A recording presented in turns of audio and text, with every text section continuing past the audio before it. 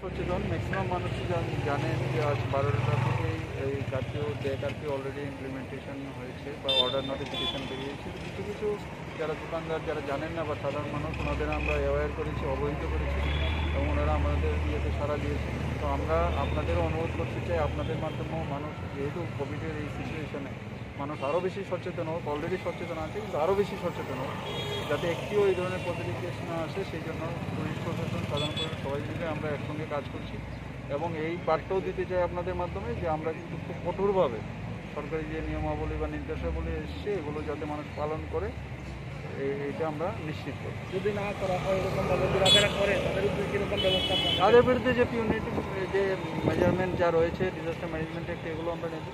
কিন্তু কিছু কিছু ব্যবসায়িকরা বলছে যে কাল থেকে বলে মানা হচ্ছে, কাল থেকে 12টা পর্যন্ত হবে না, এই ধরনের আমাদের যে নোটিফিকেশান এসছে আজ থেকে এমসি এরিয়াতে এটা ইমপ্লিমেন্ট হবে, আমরা সেই মতোভাবে ইমপ্লিমেন্ট করেছি। স্যার কিছু কিছু জায়গায় দেখা যাচ্ছে রাত্রিবেলাতেও দোকানপাট খোলা থাকছে, তো ওইখানে যেমন আপনার ওই বিদ্যাসাগরের দিকে দেখা যাচ্ছে কিছু দোকানপাট পাড়ার ভিতরে যে দোকানপাটগুলো আছে ওইগুলো খোলা থাকছে। দোকানপাট খোলা থাকছে ওইগুলোই যেগুলো মেডিসিনের দোকান। না, নর্মালি আমরা ইয়ে করছি, এনশিওর করছি যাতে একটি দোকানও